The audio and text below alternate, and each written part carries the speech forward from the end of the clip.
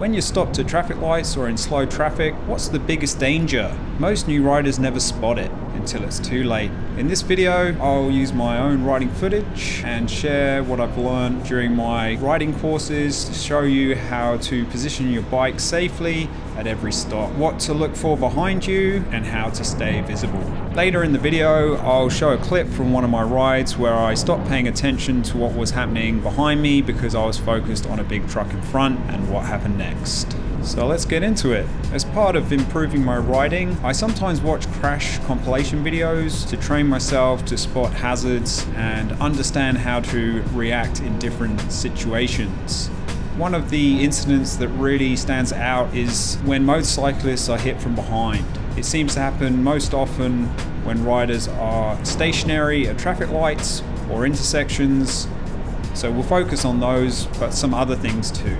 Okay, so we're just riding up to a junction here. We're doing about 70 kilometers an hour. So I'll see as I come around the bend that the lights go red and the cars in front are going to stop. So I got to do my stopping procedure, as it were. I'll go into that in more detail in another video because there's quite a lot in there. I have done videos previously on stopping, so you can check that out if you want. I'll put a link in the description. But yeah, for this video, we're going to focus on when you're stationary, especially a traffic light. So here we go. So you can see come around the bend, and then I'll see that the lights are red, cars in front are stopping, so I'm going to start to do my stopping procedures, do my head checks, and you'll see me check my mirrors as well. There you go, there's a check. And again, I'm going to keep checking my mirrors as I go through my procedures to come to a stop, because yeah, you want to stop safely, but also then you've got to make sure you give your buffer zone so you can escape left or right of the vehicle in front. So you can see there, that's my buffer zone. And then I've also got to assess my escape route in front, or the two routes that I could take, which in this case are left and right of the car in front, even up onto the grass if I needed to. Basically, you got to get out of there. If someone's coming up behind you and they don't look like they're going to stop and you're tapping your brake light and that's not doing enough, that means you got to move. You know, you got to move, you got to get out of there, because otherwise you're going to get hit. And yeah, my instructor on the day of doing one of my courses was like, go up onto the grass if you need to, you just got to get out of there. Even though I'm assessing the escape routes going forwards, I'm also looking for behind me, and the light's red, but I keep checking. You can see every now and then I'll flick my head down, you'll see the camera move, there we go, checking again, and now we're good to go. And first gear, we're away because we were in the ready position, and off we go, trying to give a bit of a space, bit of buffer between the car in front, but also checking my mirrors, just make sure the person behind's not right up behind me, and away we go. So let's do another clip. So here we go, same thing, lights in front, gone red, so we're slowing down, using the clutch, dropping down through those gears, positioning myself off to the right-hand side, come to our stop. You can see with the positioning, I'll talk about positioning on this one. As we get to 0 kilometers an hour, I'm gonna put my foot down, get in the ready position, so I'm ready to go. So that's left foot down, right foot up on the peg. We're in first gear, so we're ready to go. Clutch in, holding the brake, or got my foot on the rear brake. And positioning, right? For this clip, I'll talk about positioning. On the last one, I was talking more about checking what's behind, but also, yeah, the positioning is super important. So yeah, we spoke about those kind of escape routes, left and right of the vehicle in front, that bit of buffer as well, so you got room to maneuver. The positioning is super important. The road here is wet, so it shows the positioning in the lane really clearly. So I've gone to the right-hand side of the car in front, so I'm kind of lined up with their right-hand brake light, as it were. This means that I'm taking up a good position in the lane. I'm on a drive bit of road, and also it helps the car in front see me, but more importantly, it's the cars behind. I'm not kind of in the middle. If I was in the middle, I might be kind of blurred in with the car in front, just become one object. They may not see me. So if I'm off to the side, there's more chance they're going to see me. Also, what I do is I tap my brakes as well.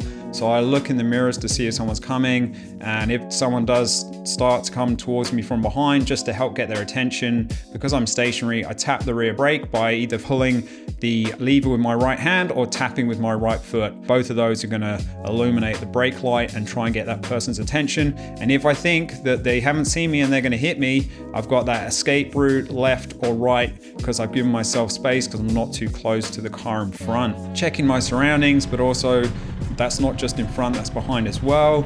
So I'm checking left to right, but the mirror, checked it a few times, check it again and again. You know, often when I ride, my footage pretty much gets ruined by me doing my checks, but you got to do your head checks, you got to check your mirrors, because it's super important, because that's what's going to save you from having someone come up the back of you, because you need to know that they're coming so you can do something, you can take action. Lights go green, same deal, bit of buffer in front, bit of space, check my mirrors, get up to that speed of the flow of traffic. So here's that final clip I was talking about earlier. So this was me riding at night. Been out for a ride, it got dark, so hadn't even changed the setting on the camera, so it's a bit dark. Apologies for that. But basically, there's a truck just up ahead, a road train. We're in the port area. It just joined onto this strip of fast-moving road, fast-moving traffic from my left. I'd seen it come on, it's gone straight over to the right-hand side. So I'm thinking, okay, they're gonna be going around the roundabout just up ahead, basically doing a U-turn to head back the other way, because there's no right turn where they came out of. So I already know with them doing a right-hand turn, it's quite a small roundabout for a big vehicle. They might come across into my lane. So I'm giving them a bit of room. I've slowed down ever so slightly just to kind of give them space. But this is taking my focus off of what's behind me. You know, normally I'm trying to check in front and behind, but I've been focusing on the truck, and I'll let the clip run and you'll just see what happens. So here's me focused on in front, and I'm thinking I'm all good, just quickly check my mirrors there, but then all of a sudden, pow, out of nowhere, you know, someone comes flying up. They must have been well over the speed limit. You can see I shake my head there. Don't normally shake my head too much when I'm riding and try to be pretty mellow, but that one did get to me a bit, because I was just like, man, I'm trying to do the right thing here. I'm trying to give the truck plenty of space. They could have caused an incident with the truck, and then look, I'm right behind. I could ride straight into that as well and get caught up with them. But yeah, it just shows, you know, that's an instance where, yeah, my focus got drawn to what was in front of me, and I wasn't paying enough attention to what was behind. I didn't think another road user would behave like that, but unfortunately, there's people out on the roads who don't really care or don't seem to care about other road users, and as motorcyclists, we're super vulnerable. And yeah, we don't have that steel cage around us or any crumple zones or anything like that. If we get hit, that's us getting hit, you know, apart from a little bit of material, maybe some padding. Yeah, that's a good example of me focusing on what was in front and forgetting what was behind.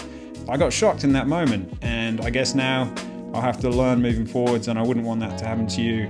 But yeah, just to recap, you know, basically you go through your procedures to stop, but when you're stationary, you're basically a sitting duck, you know, so you got to be really careful what's behind you, because it's all well and good being stopped safely, and then you've planned, okay, if I need to move, I'll move. But if you don't know something's coming, bang, you get hit. And that's what I see in those videos all the time, is people just didn't even know it was coming. So when you're at those lights or anywhere stationary, you've got to observe and be ready to react. And yeah, a big part of that is what's behind you. But stay safe, keep enjoying your riding. If you're looking to get into it, you know, good luck with that. I've got plenty of videos on how to get started and that kind of thing. But yeah, I'll check you out in the next one. I'll check you out in the next one. I'll catch you in the next one. So yeah, I'll catch you in the next one. That's a tough one. I sometimes watch crash compilation videos.